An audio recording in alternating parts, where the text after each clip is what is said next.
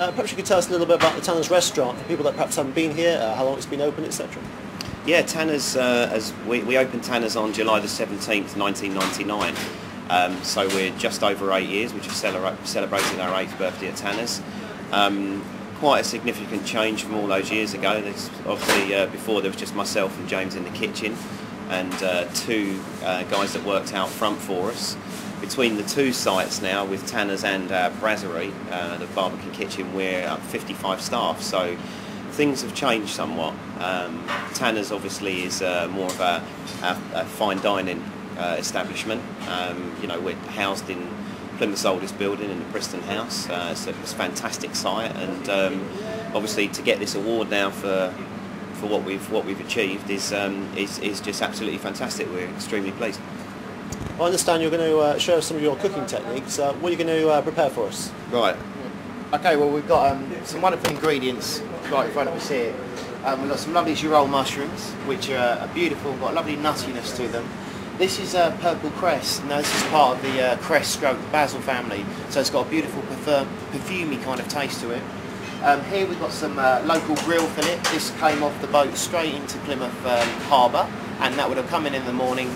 We prepared it. We've made a sauce out of the skin and out of the bones, and we really are, you know, up on using all of the animal, you know, whether it's meat or fish. This is the sauce base, which is part fish from the bones and also part beef, believe it or not. It sounds a bit weird, but the meatiness works really well with the mushrooms. To finish off, we've got pot mashed potatoes, anyway I can describe. Put through a potato rice, so it only lumps, it's really, really nice and fine. A bit of a production there as well. Touch of seasoning in there, and then add richness to it. The secret is drop in a couple of egg yolks as well, and it gets this wonderful richness, wonderful glossiness. Now, as you can see, there's only a certain few elements to this dish, but it's kind of our cooking style really, because the simplicity of this dish lets the ingredients speak for themselves, and I think that's the most important thing. Of course, you've got to make your food look good, I suppose, but the most important thing is what it tastes like. And I've got everything ready to go. You can see how quickly this is produced. Obviously we've got the sauce done and a bit of mash, and I'm going to start putting this together over at the stoves. Right, okay. Right, so to start off, really, really simple. Hot pans on the stove top. Here we just put the mushrooms into the pan, and the idea is you want to cook them down just ever so slightly. Too hot and too long, and it's going to turn to mush, and you really, really don't want that. So a quick hot saute in there, a touch of seasoning, only a bit, and then the good secret is as well to finish it with mushrooms.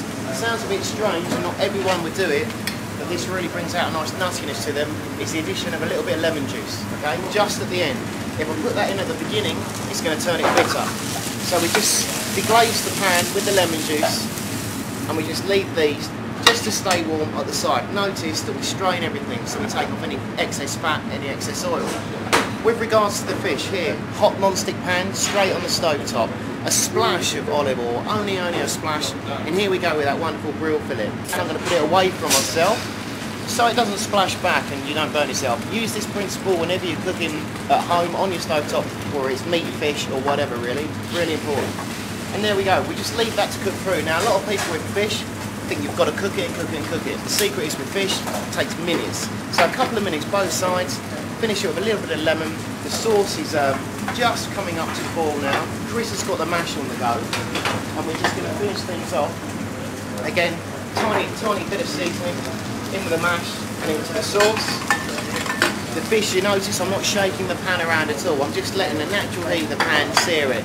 And the idea is with that, if you keep constant heat there, you get a nice bit of coloration on the fish. Also, we can see it literally start to change colour and cook through. Where my finger is now, if I just pull that back, you see how the fish is now going from opaque to white. We can see that the heat now is coming through. At this stage, we know that the fish is almost halfway cooked.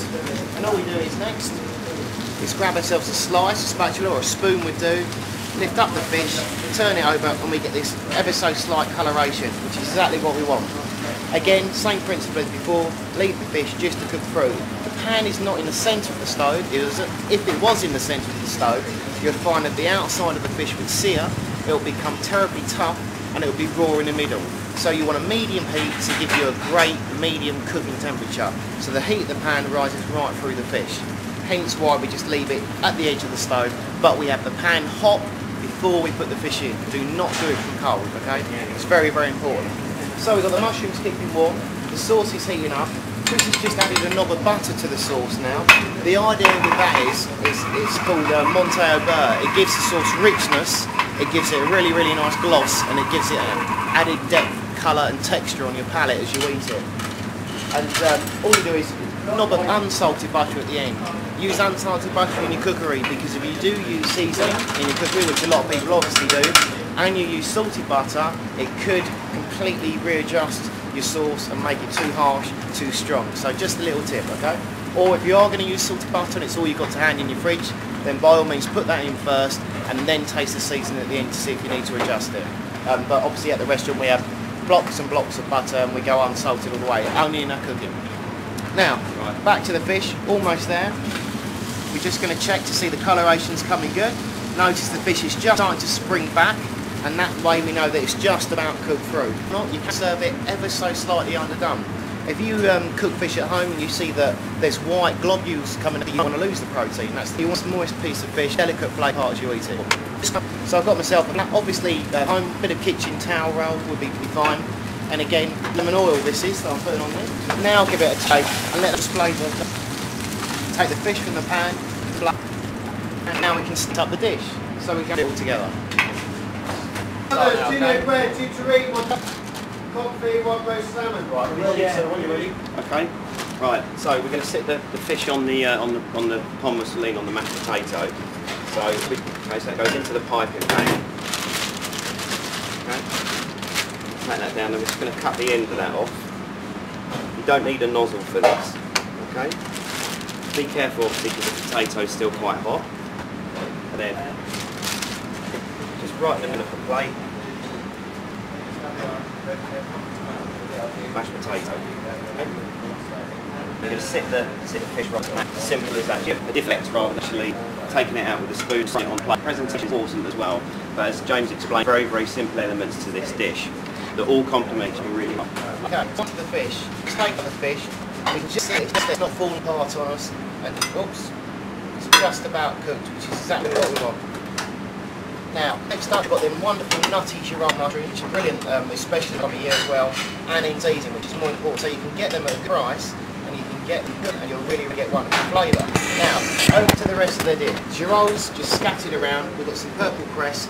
I've also got a few chives here as well. This is a chive member of the onion family. That little onion hit as you eat it, that complements the wonderful purple cress with the basil taste. Over to that lovely rich glossy sauce. Off the heat, you don't start boiling and too hot, and literally it's so simple.